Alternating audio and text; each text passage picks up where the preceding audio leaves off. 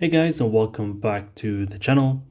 So today's video is all about QRSs and how we go about naming them, okay? So on the screen we have 6 different QRS morphologies and I'm going to tell you how we go about naming them. So let's begin. Here I have a list of rules to help us name these QRS complexes. So firstly, any positive deflection is known as an R wave. Okay, very simple. Whether it's a capital or a lowercase, we will go through that later. However, any positive deflection is an R wave. Okay. Now, any negative deflection that's before an R wave, this is a Q wave. Okay. And alternatively, any negative deflection that's after the R wave is known as our S wave. Okay, so fairly simple. Now, this is the rule that people sometimes are unaware of, and that is that any repeated wave is termed with a prime, okay? So as you can see here, we have S prime, R prime. So with the example, as we see here, we see 2 R waves, okay? The first R wave is normal. However, because the second R wave here is a repeat, we label this with a prime, and so this would be R prime. If it was a Q wave, it would be Q prime. If it was an S wave, it would be an S prime. Okay.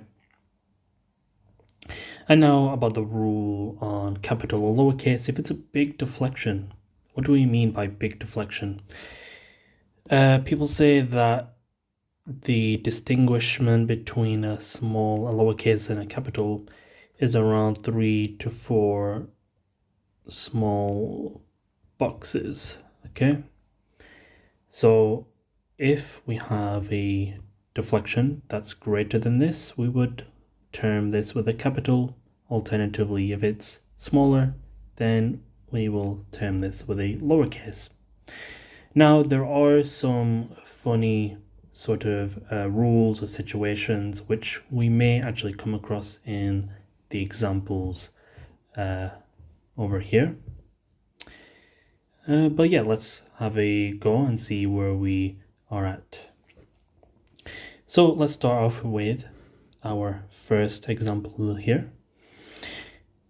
So very clearly, straight away, we can identify that we have a positive deflection. For me, I always search for the positive deflections first, and it makes it easier to label the rest of the QRS. So as we said, any positive deflection is an R wave, and it looks to me like a very large deflection. Of course, we don't have the boxes to validate that. However, we can just use our imagination. Let's imagine this is a large deflection.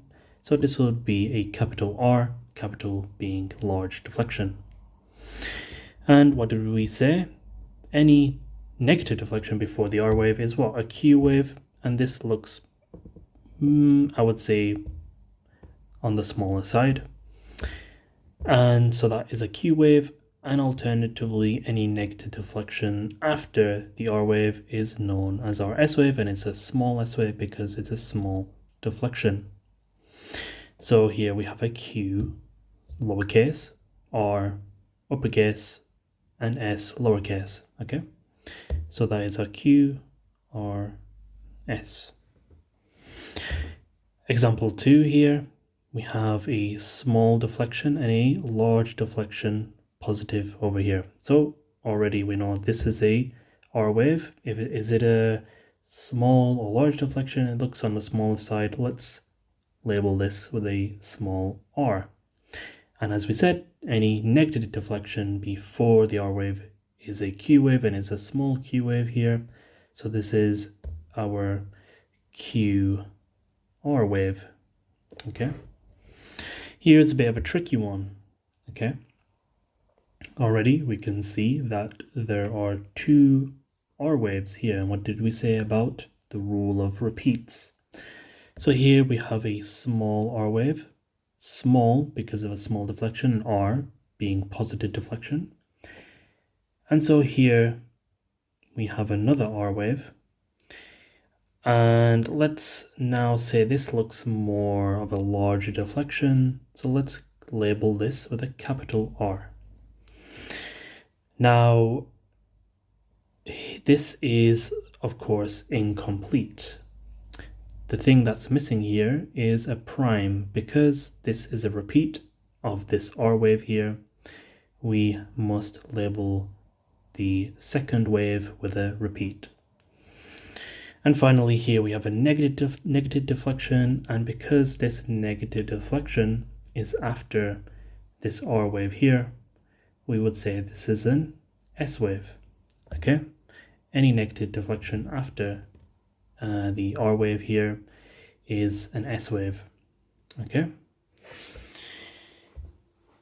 and let's move on to the fourth example here. Again, we have a positive deflection and it's a small deflection, so that is a lowercase r, and then we have a negative deflection after this positive deflection here. So this is an S wave. I'll term this with a smaller S wave because of a small deflection. Here, example 5, again, we can see that there are two R waves here, okay? So we would say that this is a small r because of a small deflection, and this is a capital R due to a larger deflection. And we would label this with a prime because it's a repeat of this R wave here. So it's an R prime, okay? Now, this one throws a lot of people off, and myself included when I first came across it. Now, the thing is, there is no R wave here. Okay, there's no R wave, which makes this, well, a bit difficult to interpret. Okay, because from the rules I said that a Q wave or an S wave can be determined only via an R wave. But we don't have an R wave, so what do we do here? Well, what do we know? We know that negative deflections are what? They are either a Q wave or an S wave. However, we can't say this is Q because it's not before an R wave, and we can't say it's an S wave because there's no R wave, okay? So then what do we do? Well, what we do is we just say it's a QS wave. We just put both of them here, okay? Yeah, it might sound a bit cheap, but yeah, that's what is actually done, because there's no R wave. We just put both Q and S together because they're both a negative deflection, okay? So yeah, this here is a Q S wave, okay? So yeah, that is how we go about naming the QRSs. And if you guys got these answers, then well done. And yeah, I will be posting, most of my content will be posted. So yeah guys, that's the video today. I hope you guys enjoyed, and I'll see you on the next video.